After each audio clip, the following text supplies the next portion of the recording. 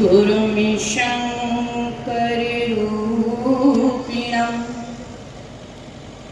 यमाश्रितो हि वक्रोऽपि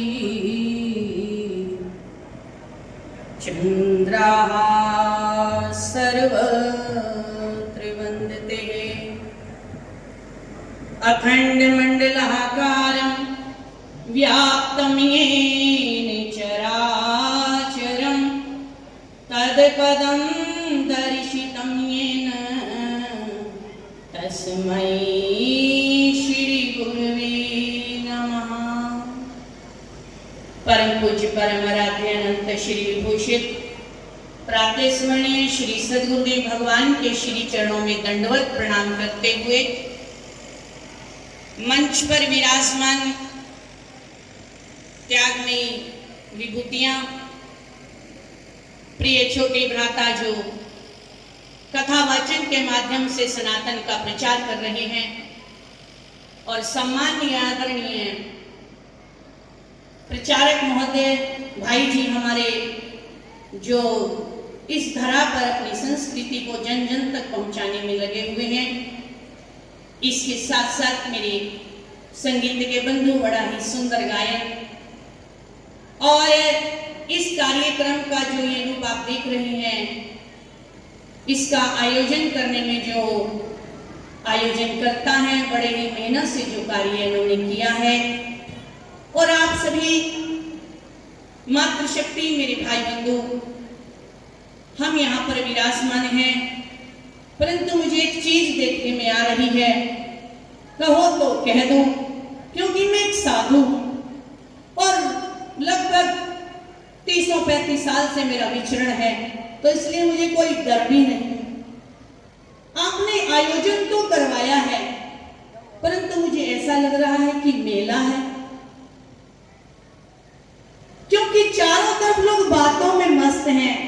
जैसे उद्बोधन प्रारंभ हुआ था प्रिय नवीन का, बड़ा सुंदर बोल रहे थे, परंतु चारों तरफ अभी भी देखिए कार्यकर्ता अपनी बातों में लगे हुए हैं।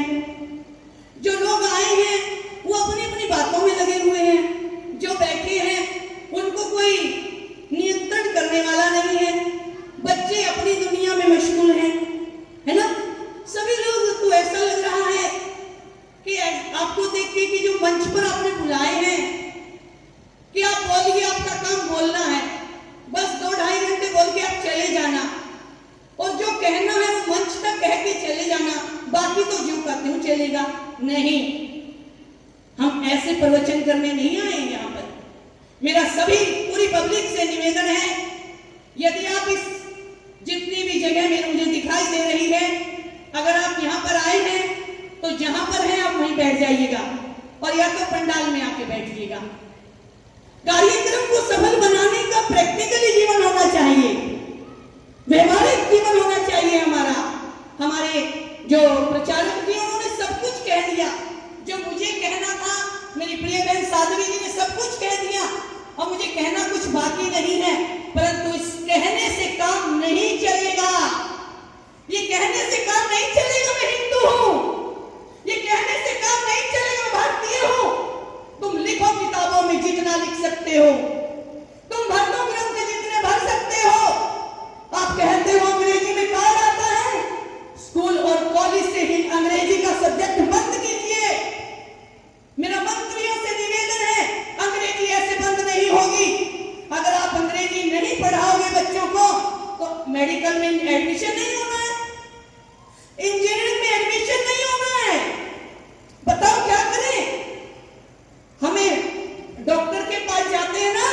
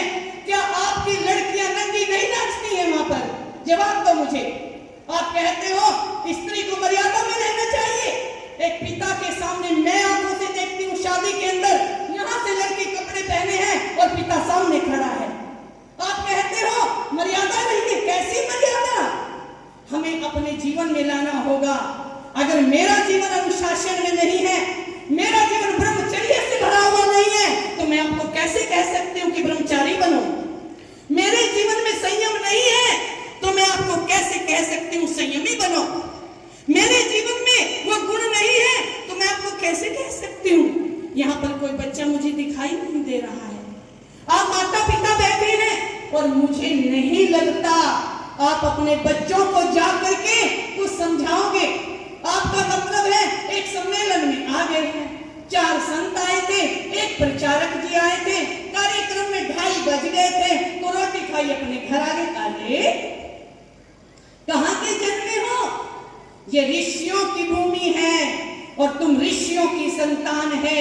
यहाँ पर तो हजारों हजारों वर्ष तपस्याएं की गई हैं।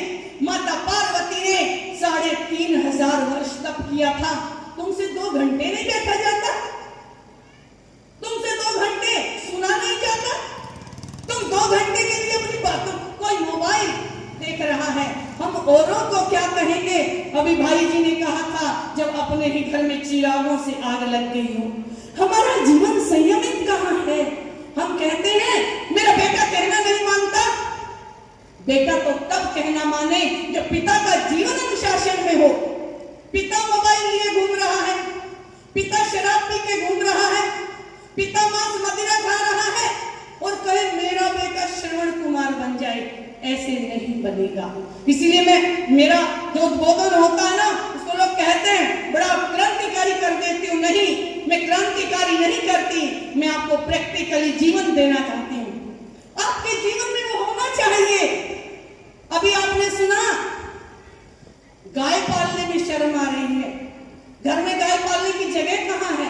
चलो मेरे पास हम कथा करते हैं तो बड़ा ये प्रश्न आता है, महाराज जी गौशाला तो है, गौशाला तो है ना, गौशालाओं में गौओं का पालन कीजिए। आपके घर तो छोटे छोटे हुए और एक संकल्प और लीजिए, जितने आप बैठे हो चलो हम ही पक्के हिंदुत्व को अपना लें। अरे हम ही पक्के सनातनी हो जाए, बाकी तो बाद की देखेंगे। निश्चय करो हम गाय का ही दूध पिएंगे। जिस दिन तुम निश्चय कर लोगे हम गाय का ही दूध पियोगे, गाय का ही घी खाएंगे, गाय के घी से हवन करेंगे। बताओ कितने लोगों के घरों में महीने में एक हवन होता है? होता है बहुत कम। और यही 2 बच्चे छोटे छोटे, जब से कार्यक्रम शुरू हुआ ये 2 नन्हे मुन्ने सुन रहे हैं बस, बाकी सब इधर उधर घूम रहे हैं। हर घर में हवन होना चाहिए। आप हवन करोगे गाय का घी आएगा, गाय के घी की जरूरत पड़ेगी तो गाय का पालन होगा। गाय का दूध चाहिए और गाय का दूध चाहिए तो गाय चाहिए, और गाय चाहिए तो या तो घर में रखोगे और या तो गौशाला में। अपने आप बढ़ोतरी हो जाएगी। अगर आप अपने बच्चों को संस्कार देना चाहते हो तो मेरा इस समय पूरा प्रभाव चल रहा है, बातों से कुछ नहीं होगा भैया। और मैं बातें करने का मैं तो भिक्षुक हूँ, मुझे कोई बातें बनाने से क्या लेना देना है। अगर आपको अपने बच्चों को सनातनी रखना है, तुम तो जैसे हो ठीक हो, अपने बच्चों को। आज भी मेरी सुबह बात चल रही थी, मुझे युवा नहीं दिखाई देते हैं, मुझे तो युवा चाहिए थे। अरे एडिक्टेड तो युवा हो गए हैं, नशा तो युवाओं को चढ़ा है। आपको सब पता, मैं खोल के यहाँ क्या बोलूं, आपको सब पता यूनिवर्सिटीज की हालत क्या हो रही है, आपको सब पता गुड़गांव बंगलोर में क्या हो रहा है। खुलेआम सब कुछ चालू हो गया है। युवाओं को पकड़ो और आप एक काम कीजिए, जहां से मूल सुधरेगा वो आप रामचरितमानस श्री गीता जी, जो भी भाई जी ने कहा, श्रीमद् भागवत, ये 3 ग्रंथ तो बिल्कुल हमारे घरों में होने चाहिए। और रामचरितमानस का 1 पेज आप रोज पढ़ें। मानने मेरी बात, प्रैक्टिकल करना तो आपको तो सुनना अच्छा लगता है। रामचरितमानस का 1 पेज रोज पढ़िए। अगर जीना सिखाती है तो रामचरितमानस जीना सिखाती है। भाई भाई को कैसे रहना चाहिए रामचरितमानस सिखाता है। युद्ध के मैदान में कैसा होना चाहिए रामचरितमानस सिखाता है। पिता का पुत्र का संबंध कैसा होना चाहिए रामचरितमानस सिखाता है। जब आप रामचरितमानस पढ़ेंगे ना और अपने बच्चों को 1-1 लाइन सुनाएंगे, 1-1 लाइन सुनाइए। आपने ग्रंथ पढ़ने छोड़ दिए। हमारे यहाँ पुराने समय में बच्चे माता पिता के पास बैठते थे, दादा दादी के पास बैठते थे तो पुरानी कहानियां सुनाई जाती थी। उनमें उनको पता चलता था ध्रुव जी कैसे हुए, प्रहलाद जी कैसे हुए, शिवाजी कैसे हुए, वीर हकीकत कैसे हुए। अभी बताया था वो नन्हे नन्हे 7 साल के और 5 साल के बालक कैसे थे, जिन्होंने धर्म के लिए हंसते हंसते अपने प्राण दे दिए थे, जो हंसते हंसते दीवारों में चिन गए थे। वो बल कहां से आया था, वो ओज कहां से आया था, वो तेज कहां से आया था? वो माता पिता से आया था, वो बुजुर्गों से आया था। अरे हमारे माता पिता, बच्चा पैदा होता है, माँ कहती है कौन झंझट में पड़ेगा, गोद में लेके कौन खिलाएगा, ले मोबाइल सामने खोल दिया, कौन झंझट में पड़ेगा, लो घर में कोई आया रख दी। माँ ही नहीं चाहती, माता पिता ही नहीं चाहते कि मेरे बच्चों के संस्कार सुधरें, तो कैसे सुधरेंगे? इसलिए जो ग्रंथ है वो हमारी धरोहर है, और ये तो मेरे ऋषि मुनियों की कृपा नहीं, नालंदा विश्वविद्यालय में हमारे सारे ग्रंथ जला दिए गए थे। आज जो है संतों ने तप किया, संतों ने साधनाएं की, वो ग्रंथ हमारे सामने आए हैं और हम उनको पढ़ते नहीं। बताओ कितने आप में से रामचरितमानस पढ़ते हैं? भाई नहीं पढ़ते होंगे, आप लोग ही नहीं पढ़ते, बच्चों को क्या पढ़ाओगे? बताइए कितने लोग गीता जी पढ़ते हैं? अभी हम कुरुक्षेत्र में अंतरराष्ट्रीय गीता महोत्सव में थे, वहां पर पूछा गया कितने लोग गीता पढ़ते हैं? बताइए आप में से कितने लोग गीता पढ़ते हैं? कोई? एक हाथ खड़ा हुआ है। अरे हम बचपन से गीता के स्वाध्यायी हैं, हम बचपन से रामचरितमानस पढ़ते हैं, हम बचपन से भागवत पढ़ते हैं, तब ये संस्कार खराब हुआ है। आप मूल में जाइए, आप रामचरितमानस पढ़ेंगे, बच्चों को पता चल जाएगा गाय का क्या महत्व है, बच्चों को पता चल जाएगा मेरे देश का क्या महत्व है। जिस देश में राम जैसा भाई, जिस देश में राम जैसा भ्राता, जिस देश में राम जैसा संगी, जिस देश में राम जैसा स्वामी होगा, उस देश का क्या कहना, उसके अनुज कैसे होंगे। मुझे एक राम दे दो, मैं 1000 लक्ष्मण आपको मिला दूं, परंतु एक राम ही तो नहीं मिलता। भाई भाई का झगड़ा, पिता पुत्र का झगड़ा, पति पत्नी का झगड़ा, बहन बहन का झगड़ा, हर रोज मर्डर हो रहे हैं, हर रोज केस थानों में जा रहे हैं, हर रोज वकीलों के आगे भीड़ लगी है। ये भारत है? भारत तो वो है, भरत ने कहा मुझे कुछ नहीं चाहिए, भरत कहता मुझे कुछ नहीं चाहिए, स्वामी राम चाहिए, और स्वामी राम कहते हैं मुझे कुछ नहीं चाहिए, मुझे मेरा भारत चाहिए। यहाँ तो भाई के पीछे भाई प्राण देने को तैयार होता है, और यहाँ पर भाई भाई कोर्ट में खड़े हैं, पिता पुत्र कोर्ट में खड़े हैं, अरे पति पत्नी कोर्ट में खड़े हैं। धिक्कार है तुम्हारे साथ फेरे लेने को, धिक्कार है तुम्हें धर्म पत्नी कहने को। अभी भाई जी कह रहे थे हमारे यहाँ सिटीजन नहीं होते, वाकई में हमारे यहाँ कोई सिटीजन नहीं होता। हमारे यहाँ तो भारत माता की संतान, हमारे यहाँ तो अपने माता पिता को तो छोड़ो, कोई और हो, बगल में पड़ोस में कोई भी उसकी सेवा के लिए हम तत्पर रहते हैं, क्योंकि हमें सिखाया गया है एको हम बहुश्याम सर्वम खलविदं ब्रह्म। सर्वभूत प्राणियों के अंदर एक ही आत्मा है, एक ही परमात्मा है, हमें सिखाया गया है, और हम इसलिए सबकी सेवा करते हैं।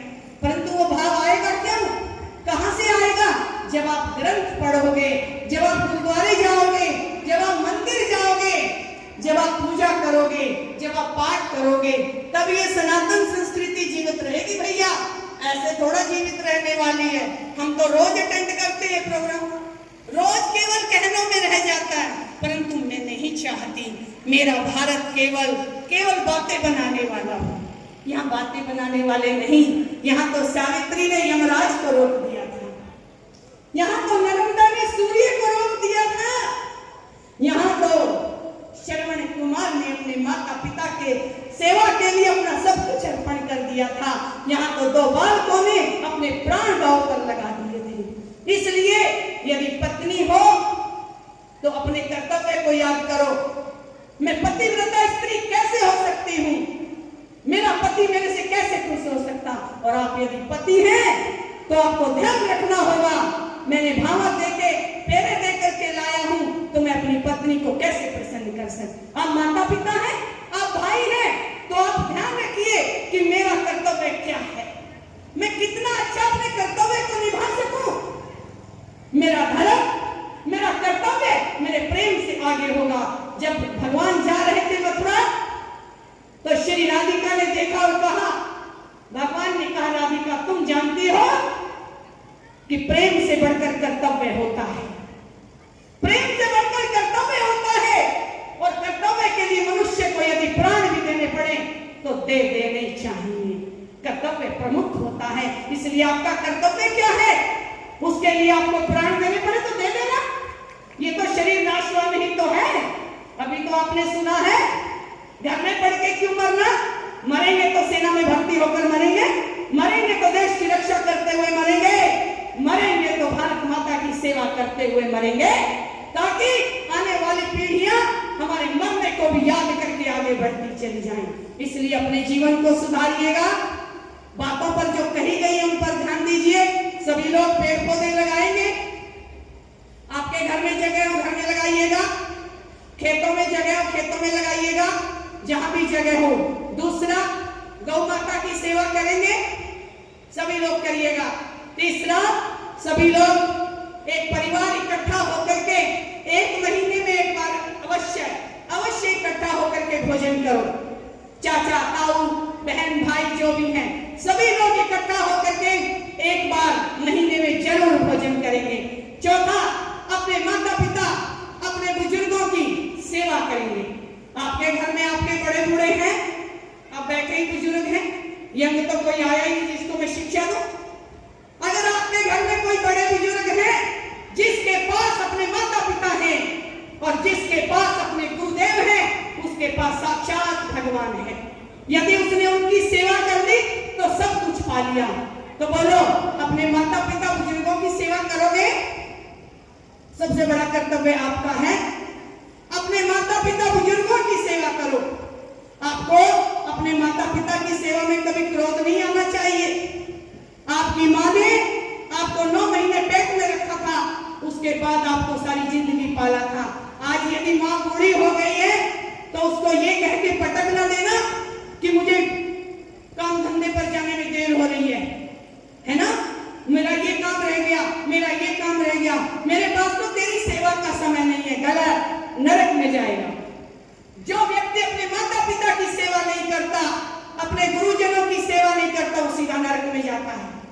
उसकी मुक्ति का कोई उपाय नहीं है। इसलिए सर्वम खल्विदं ब्रह्म एकोहम बहुश्याम, पूरी चराचर सृष्टि में एक ही परमात्मा का प्रकाश छाया हुआ है। तो उसी को अनुभव करते हुए मैं सनातनी हूं, मैं सनातनी हूं। सनातन जो हर तन में सना हुआ है, सनातन जो हर तन में सना हुआ है, मेरा परमात्मा सबके अंदर है। उसी परमात्मा को नमस्कार करते हुए, उसी परमात्मा का दर्शन करते हुए आओ इस माँ वसुंधरा को, इस माँ भारती को, इस भारत देश को एक ऋषियों की भूमि तो है, सुंदर स्वर्ग बना करके रखें। आपस में प्रेम से रहें, आपस में मिलजुल के रहें, ऐसे ही आयोजन कार्यक्रम करवाते रहें और अपने बच्चों को, अपनी संतानों को वो संस्कार देकर के पालें कि वो आगे आने वाली पीढ़ियां इस देश का, इस भारत का गौरव आगे बढ़ा सकें। इसी के साथ आप सबके लिए मंगल कामना करते हुए, कार्यकर्ताओं का धन्यवाद करते हुए, मां भारती को प्रणाम करते हुए वाणी को विराम। शिवोहम।